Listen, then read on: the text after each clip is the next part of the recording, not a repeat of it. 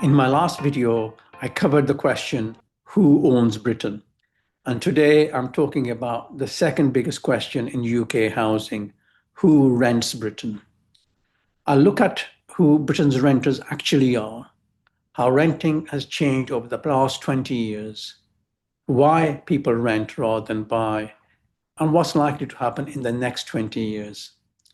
And if you're a landlord or passive property investor, stay tuned till the end because I'll explain what all this means for your investments and rental returns.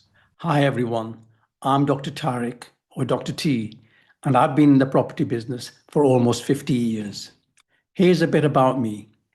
In the 1980s, whilst working as a junior doctor, my hobby was computers, and I co-founded one of the UK's largest PC manufacturers with over 3,000 staff and brands such as Tiny, Opus, and Time Computers. Computer manufacturing moved to China by early 2000s, and during the past 17 years, I researched and analysed the UK property market and developed a property business for 100% passive investors that is different to traditional agents and property companies. My children and over 100 staff now run this business, but I still help out with strategy, marketing, and client advice. We've appeared on the BBC's main property show over 7 times, bought, renovated, rented out, and resold almost 3,000 low-cost houses, and we continue to look after these on behalf of our clients. I'm now retired from my part-time NHS work, but I really enjoy helping people with property investment and making videos like this. Before we dive in, if you find today's information useful, please hit the like button. Drop a comment below letting me know about any other topics you'd like me to cover next. And make sure you subscribe and hit the bell so you don't miss future property tips. It really helps the channel and spreads the word. Let's get back to the video. So who rents Britain? Let's start with the big picture. In the UK today, about 35% of households rent their homes. That's over 1 in 3. And they fall into 2 main groups. First, the social housing sector. That's around 15% of all households, with tenants renting from councils or housing associations. The rent is subsidised and normally set at the level of the local housing allowances, which are currently about 25% lower than average market rents. These tenants are often on lower incomes, include older residents, people with disabilities, and families waiting to buy affordable housing. Social renting gives them long-term security and lower rents, but supply is limited and waiting lists are huge. The second group of renters are the private rented sector, with houses owned by private landlords and rents set at market rates.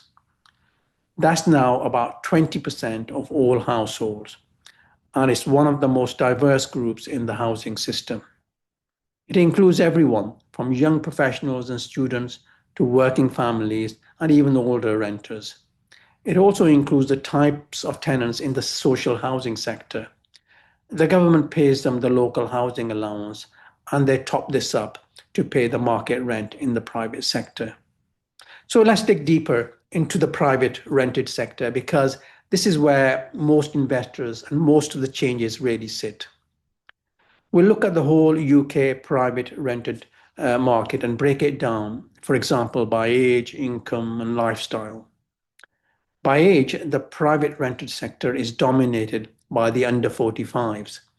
Around a third of private renters are under 35, and another third aged between 35 to 45, and the rest over 45. Younger adults rent whilst building careers or saving for deposits, and midlife renters are often families priced out of home ownership. In terms of employment, roughly 70% of private renters are in work, mostly full-time. A smaller group, around 25%, rely partly on benefits or universal credit to top up their rent. The average rental household income is around £37,000 a year, but it's a split market. Professionals with higher earnings paying premium rents in city centres, and lower income households renting out of necessity in lower cost areas. When we look at household types, about 40% are single adults, 20% are couples without children, and around 30% are families with kids. And in terms of lifestyle, we've got students and sharers in HMOs, younger professionals in modern flats, families in suburban houses, and a growing group of older renters who've sold or never bought. And in terms of properties rented, roughly half of the private renters live in houses and the other half live in flats or apartments. But flats dominate big cities, with 80% of renters living in flats in London. Whilst in the northern towns, it's the reverse, with around 80% of renters living in houses, typically terraced houses. A small percentage of the houses in cities are what we call HMOs. These are where a building has multiple rooms, each with a tenant, with shared kitchen and other facilities. There are regional differences. In London, there are more renters. Nearly 1 in 3 households rent privately, which is the highest in the country, whilst in the north, it's closer to 1 in 5. Renters in London are younger, more professional, wealthier, and likely to rent apartments than houses. London and the southeast have the tightest supply and the highest rents, but yields are lower than in the north. Whilst rents are 2 to 3 times higher in London, property prices are 4 to 6 times higher than the north. So percentage rental yields for landlords are actually higher in the north. If you haven't subscribed yet, now's a good time. We publish content every week on UK property investing. Hit the bell and like. It really helps the channel and ensures you're notified when the next video is released. Now, let's look at how renting has changed over the past 20 years. Go back to the early 2000s, only about 10% of households rented privately. Now it's double that at 20%. This is because house prices have outpaced wages. Mortgages have tightened, social housing stock has fallen, and also more people now prefer to rent than before. But why do people rent rather than buy? So there are two main groups here. First, about 70% are those who rent because they can't afford to buy. They're squeezed by high prices, big deposits, and higher mortgage rates. Even people with decent jobs often can't save enough for a deposit while paying high rents, especially in London and the southeast. And the second group, about 30%, are those who choose to rent. Not everyone renting is doing it out of necessity. Many professionals prefer renting for the flexibility. It's easier to move for work or upgrade the home without being tied to a mortgage. Others prefer the lower hassle, no repairs, no maintenance, and no risk if prices fall. And some even rent because it gives them access to central locations or modern developments with gyms and other facilities. So renting today isn't just about affordability, it's often about lifestyle and convenience as well. So what do you think is likely to happen in the next 10 to 20 years? Will the percentage of people renting continue to increase? I think the demand for renting will increase, but this may be balanced and checked by increases in the cost of renting.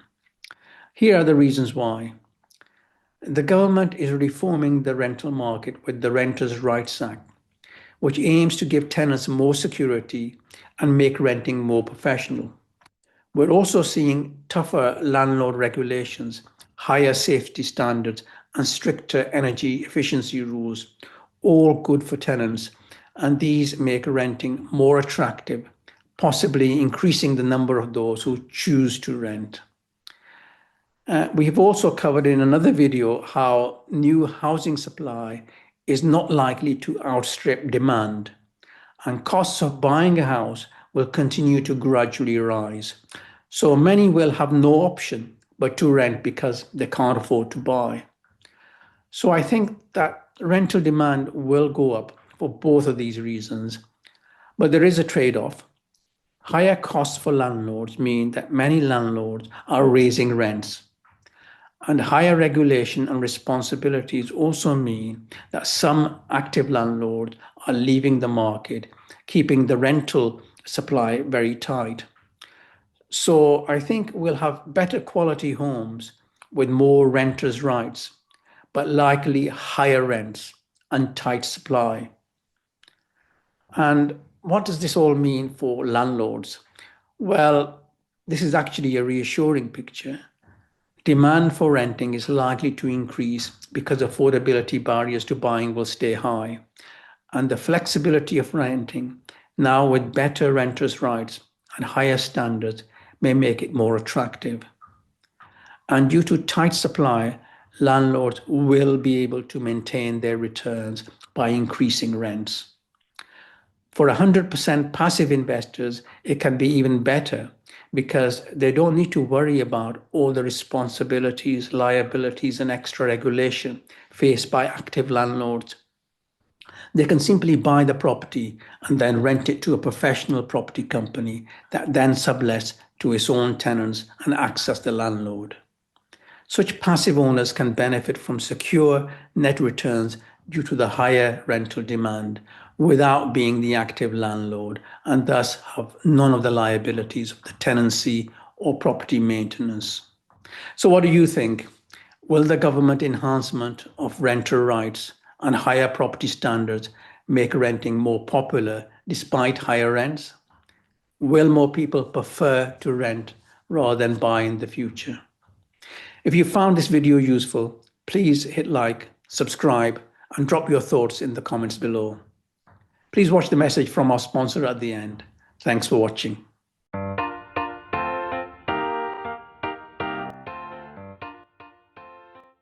If you want to invest in property and get 7% net rent, long-term capital growth, no costs or liabilities ever, do nothing yourself, and be living anywhere in the world, then consider Find UK Property. They provide 100% passive investment solutions for long-term income from freehold properties starting at under 80k. You get a property that is affordable, fully renovated, already rented out, contractually guaranteed, and productive from day one. You become the owner and rent it back to Find UK Property so that they become your tenants and look after all aspects of the property in a fully compliant way. You never need to deal with tenants, estate agents, or do any property maintenance or repairs, or pay for any costs. Find UK Property look after over 2,500 houses, all of which are sublet to their own tenants. And on average, they get more rent from their tenants than they have to pay the property owners. So that way they can cover all the property costs.